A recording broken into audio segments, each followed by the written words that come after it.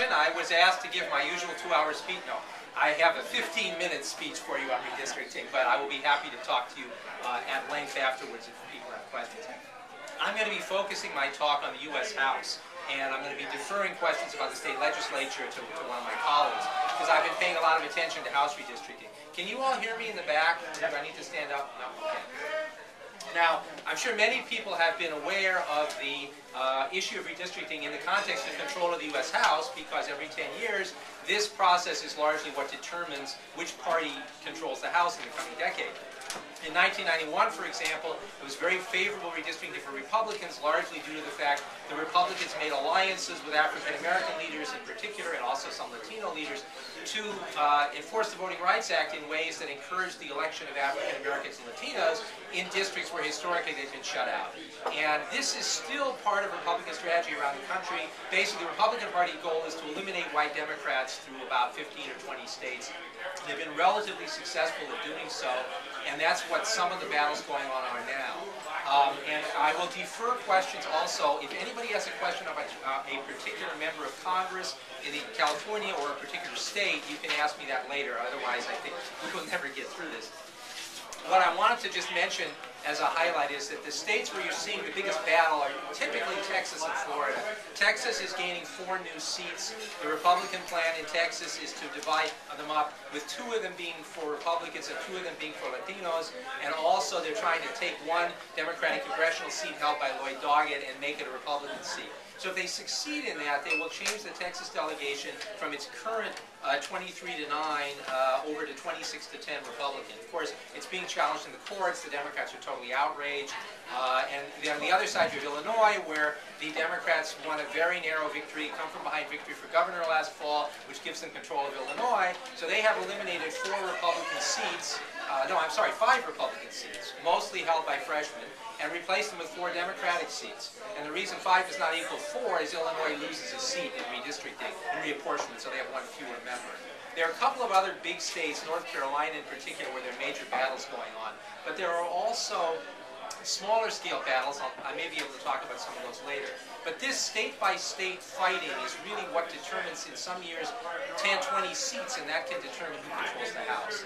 So that's something you read about a lot if you follow politics closely, but it's not something that the national media really focus on. But as you may know, who draws the lines really determines who wins the elections. So I'm going to switch over to California because I hope all of you live in California, and talk more about that at this point. I don't know how many of you were paying attention to this issue in years past, but it's been quite an issue every 10 years. Going back 30 years to Phil Burton, that's the Burton machine that Tony Hall was talking about when he was speaking.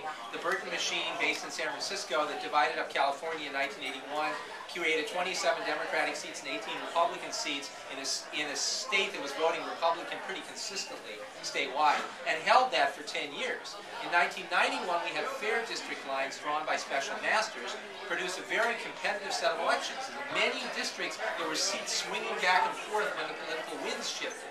And we got from a 33-20 Democratic delegation in 1992. Oh, I'm sorry. That's got it reversed. Sorry.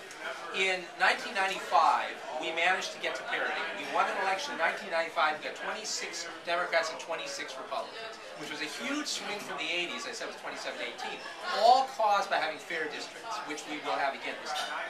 In 2000, the Democrats came out with a 32-20 lead, and then we got the famous bipartisan gerrymandering. I hope you may have all heard about that. In 2001, in a backroom deal, and there's an incredible video clip of Don Parada in his black shirt and tie, standing up on September 12, 2001, remember that date, September 12, 2001, in the state legislature, waving the new maps and saying, "These are the maps, and now let's discuss it." And you can just imagine how much national discussion there was on September 12, 2001 about the redistricting maps. Anyway, those produced no change. They were designed to preserve every member of Congress's seat forever. And we had, in the next 5 years, we had count them, one seat change party hands in 265 elections. So the people that drew those lines knew how to do it, and they made sure that everybody got the seat that they had started with and kept it. Now, the point of Prop 20, the Redistricting Reform Initiative that I worked on last year, was to change that, to give a commission the power to draw new lines. And to guarantee that we won't have partisan deal-making, we won't have gerrymandering, we'll actually have districts that have the potential to go back and forth because people will be voting in their own communities. And one of the things that happened is that the commission did in fact meet. It started meeting early this year, and it finishes its work officially today, because today is the certification of the maps to the Secretary of State as a result of the initial process. So I now want to turn to talking about the results. And one of the things that's very interesting is that there's been some really misleading and I think deliberately manipulative commentary by some of the more national sources about what happened. The truth is that this is a tremendous victory for Republicans in California. And the reason is that had this commission not gone into place, the Democrats would have passed a gerrymander and basically stolen 8 or 9 or maybe even 10 House seats. And a permanent change of that scale would have been enough probably to give them control back of the House of Representatives at some point. And there were maps floating around last year. They're talking about a 44-9 split. The current split is 34 Democrats and 19 Republicans after that one change in a decade. So by gaining, say, some of the leading consulting firms are saying 9 seats, 8 for sure. So if they gain 8 seats, they've got 42. If they gain 9, they've got 43. And that leaves us with 10. So the power to draw the lines, which we took away by passing Prop 20 next fall, is what is giving us a chance to be competitive in California. So what the district lines did is they did take away seats from Republicans. And the reason for that is the gerrymander of 2001 functioned as a Republican gerrymander. When you freeze everyone in place, you penalize the party who gains strength thereafter. Because no matter how much strength you gain, you can't do anything about it because all of these districts are predetermined. So the Democrats have gained strength in the last 10 years, but they haven't been able to capitalize on it. So when you go to fair lines, the Democrats will gain seats, and they appear to have gained 2. The general consensus is that 36 of the seats are leaning Democratic and 17 are leaning Republican. But a 2-seat gain for the Democrats is not a 10-seat gain. And more importantly, that gain may not in fact hold up for a decade. And the reason for that is there are a number of Democratic incumbents who are now in trouble. There's one in the Central Valley who was gerrymandered into a safe Democratic seat the last 10 years, and now he finds himself in a district that voted by double-digit margins for Republicans. For example, Carly Fiorina won his district by 10 points. So maybe he gets reelected, maybe he doesn't. But if he leaves, it's a Republican district. And there are 2 other districts that are very competitive. They're going to have very exciting races next year. One of them you may know about because it's Abel Maldonado running against Lois Capps for Congress in the San Luis Obispo and Santa Barbara area. District leans slightly Republican, but Mrs. Capps is the incumbent. Similar district is Dennis Cardoza, who also is in a district that leans slightly Republican. It voted for Fiorina, it voted for Fiorina. So those are competitive races. There's actually 3 other Democrats. One of them is John Garamendi, who some of you may know, who is in a Republican district in the sense that those 3 people are in districts that did vote for some Republicans. Some of the time, Garamendi's district actually voted for Carly Fiorina.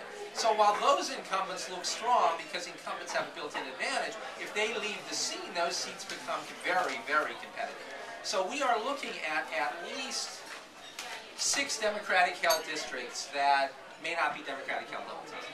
And on the other side, there's one Republican who is in big trouble, and that's Elton Gallagher in Ventura County, because his district is just barely Republican. So he could lose. And if he loses, the person who defeats him could get swept away 2 years later, very easily. So we're going back to a time when you are going to see a much greater swing in terms of the districts. And that is what really the goal was of fair redistricting, to make that possible. And there are other states that have commissions, but I wanted to point out that ours is somewhat unique because it's an average citizens commission. And that process, which I'm not going to talk about much now, I hope some of you participated in it. There were literally thousands and thousands of people writing into the commission. If you go on their website, I think they're up to 1,500 pages on the PDF file that has a digest of all the public comments. So people really did get involved, which I think was good. And in my remaining minutes, I was going to switch gears a little bit to something a lot more inside baseball, which is how the battles actually get played out. This is this kind of stuff you aren't going to read about in the newspapers, but I did figure it's an instructive story. The Voting Rights Act is really what controls the outcome of many of these battles around the country. And the big one going on right now is in Nevada. Is anybody here by any chance from Nevada or have lived in Nevada at any time in the last few decades? They're a great test case for this because they're small and they're close by.